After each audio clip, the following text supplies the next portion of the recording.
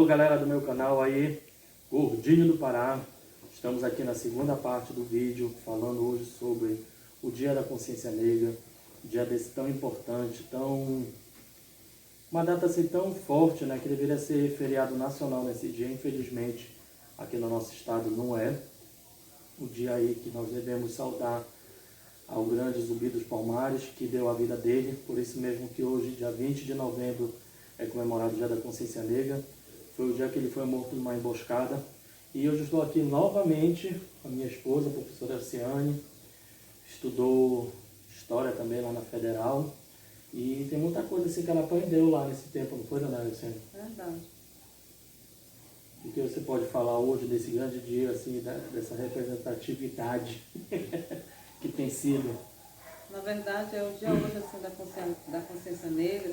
É um momento assim, de reflexão, da gente valorizar essa cultura que é tão discriminada, que está no nosso dia a dia, está enraizada na cultura brasileira, a negação da grande contribuição dos povos de origem africana que trouxeram para o Brasil. Então, nós vivemos num país hoje que a gente tem que parar para perceber o quanto nós somos discriminados, a questão do preconceito, o preconceito de toda essa herança rica e maravilhosa que é negada. É vista sempre com um olhar de que as religiões de origem africana são adoradoras do demônio, o preconceito. Muitas vezes as pessoas não têm nem coragem de assumir o seu credo devido a esse grande preconceito que existe. Preconceito por tudo que vem da origem negra. A ideia do cabelo, o teu cabelo é ruim, tem que alisar.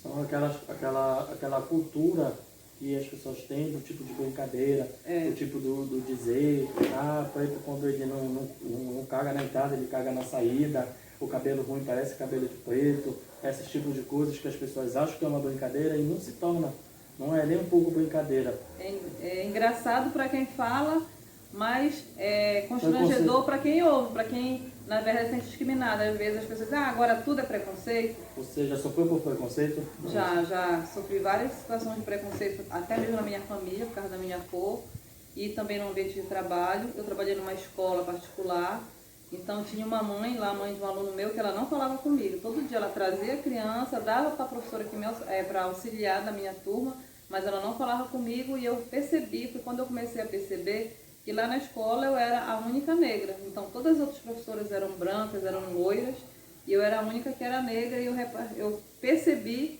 que isso incomodava ela. Uma coisa aí que há tantos anos atrás, mais de 100 anos, foi assinada a Lei Áurea. Então, para quem não conhece um pouco da história, na verdade a princesa Isabel, ela não foi uma heroína, não fez nada porque ela quis, foi uma questão política, na verdade, professora Arciane.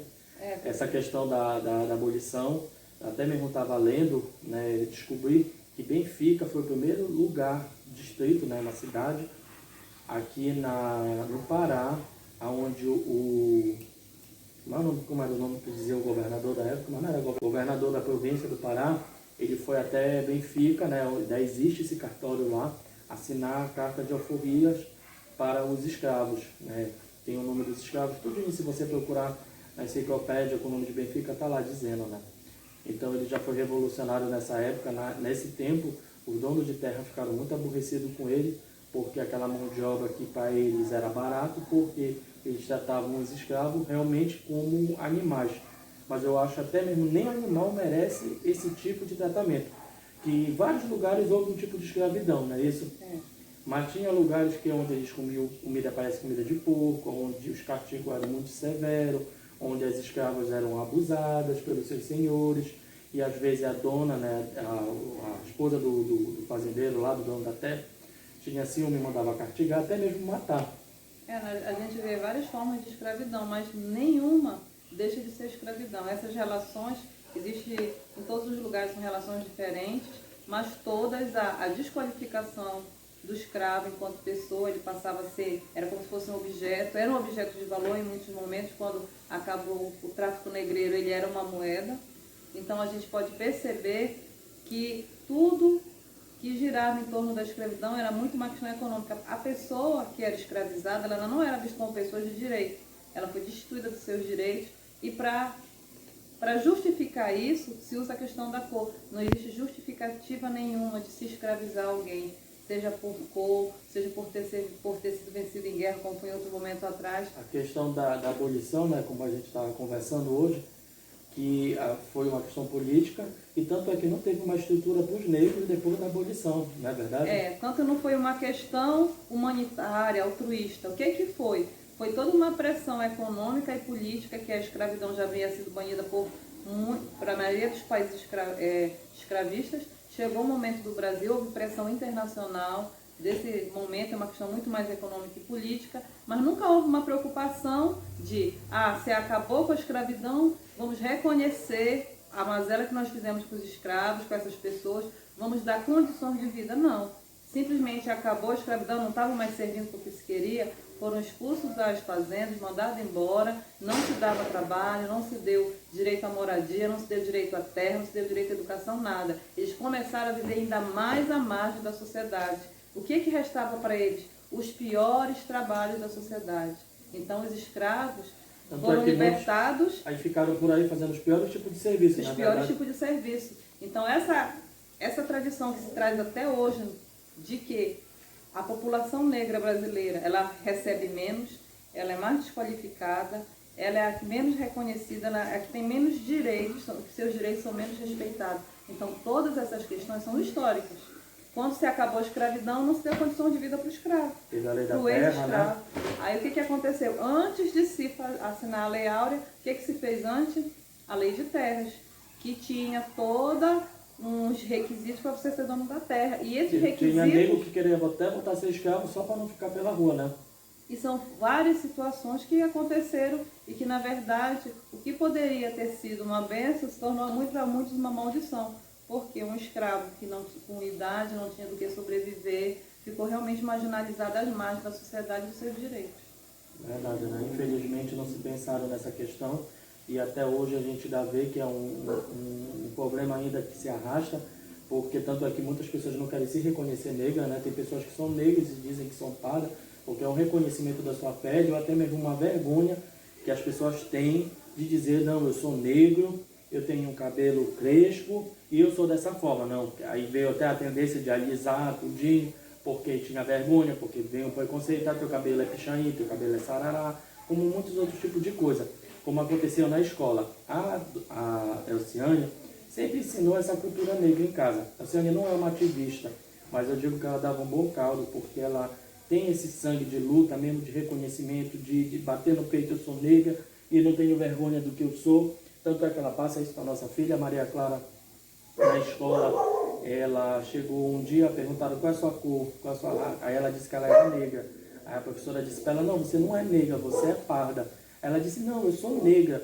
Mas por quê? Porque já é passado isso de casa, para ela ter esse reconhecimento e não ter vergonha do que ela é. É verdade. Apesar de eu vir de uma família, que não é uma família que posso dizer, uma família negra, porque eu sou uma família muito mestiça, muito misturada. Então eu herdei essa questão da cor do meu avô, que ele era filho de escravo. Então os pais dele ainda chegaram a ser escravizados, eram libertos, mas eu herdei a cor do meu avô. Então a minha família é mestiça, tem pessoas brancas, pessoas louras, várias cores. No Brasil ele é um país mestiço. É um país mestiço. Que muitas vezes tem negro, tem índio, tem branco, tem italiano, nós somos um povo realmente mestiço. E o que é a questão? Durante a minha vida toda, em nenhum momento na minha família houve essa valorização da cor e o reconhecimento. Eu só vim ter esse olhar, me reconhecer enquanto negra, quando entrei na universidade para fazer o curso de História. Fui um momento de autoconhecimento e comecei a perceber e valorizar essa questão e também trazer para dentro da minha casa hoje. Para minha filha, para reconhecer, para valorizar a nossa cor, valorizar nossas raízes. E porque nós somos uma família também mestiça, então eu tenho uma filha que é negra, tenho outra que é um pouco mais clara, mas o importante é valorizar, é resgatar a nossa cor, resgatar as nossas raízes e fugir desse preconceito. Teve um vídeo que eu falei assim, um vídeo até que nós falamos sobre televisão. Quem tem preguiça de ler, ele é obrigado a acreditar no que os outros dizem. Então é muito importante você ler, você descobrir a sua história, você ver como foi a escravidão, você saber quem foi Zumbi do Palmares, que ele deu a vida pela causa. né, e a causa continuou, pelos ativistas, que tem muita gente aí hoje aí levantando bandeira, lutando mesmo pela essa conscientização negra, pessoas que não são militantes como a Elciane, mas que estão aí lutando pela causa negra, muitas vezes sofrem preconceito, a Ubanda, muitas pessoas não conhecem as coisas que são de origem africanas, que foram trazidas pelos africanos para cá. Então vamos conhecer, vamos procurar estudar antes de julgar, antes de falar, antes de discriminar, não é verdade? A melhor maneira de vencer o preconceito é tendo conhecimento. Você não pode falar de algo que você não conhece. Então, conhecer um pouco da nossa história, um pouco da cultura que veio para o Brasil, é uma maneira de acabar com o preconceito. Nós temos que reconhecer, sim, somos um país racista, preconceituoso e discriminatório.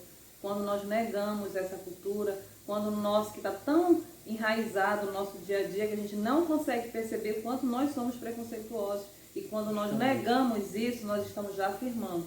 Quando eu digo que não há preconceito, não tem como eu desconstruir. E só através da educação, do conhecimento, é que as novas gerações poderão vencer, acabar com essa linha que vem desde os primórdios da questão da escravidão no Brasil e tem sido trazida até hoje, que é a questão da negação dessa cultura que é tão rica, que está no nosso meio, coisas maravilhosas que são negadas, direitos que são negados. Então, para um país ser melhor, primeiro precisa ter conhecimento, investir em educação e reconhecer que nós precisamos mudar e que nós somos um país mestiço e somos um país da diversidade. Então, meus amigos do canal do Gordinho do Pará, essa foi a segunda parte desse plantão do Gordinho, falando sobre a consciência negra. Eu espero que isso tenha servido para ajudar. Já postei um vídeo aí com meu amigo Preto Michel falando aí da causa. Hoje eu estou aqui conversando com a Elciane, também falando disso. Então que a gente possa se conscientizar, não ao preconceito. Um axé para todos os que estão aqui acompanhando esse vídeo. Salve Zumbi do Palmares, que hoje eu escutei muito isso em todos os vídeos, né, que eu acredito que foi o grande iniciador dessa causa e é uma causa que continua até hoje.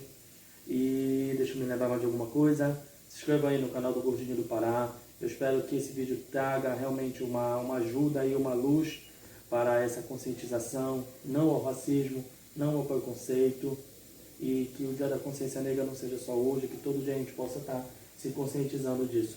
E que a nossa bandeira seja o respeito. Respeito às pessoas, respeito à diversidade e respeito à população negra e à população que é tão discriminada. Respeito em primeiro lugar. Se inscreva aqui no canal Gordinho do Pará. Curta o nosso vídeo, pode comentar. Fale aí o que vocês também querem saber. Nosso canal está aí para isso, está para informar, está para trazer, está para levantar bandeiras mesmo. E eu espero que tenha sido bom para vocês, tá bom? Que quanto foi bom para mim hoje poder conversar, poder escutar muito sobre isso. Um grande beijo do Gordinho. Muito obrigado, dona Elciane, minha esposa. Muito obrigado mais uma vez pela essa participação, tá? Tá bom. Beijão. Manda beijo lá pro povo. Beijo pro canal. Beijo.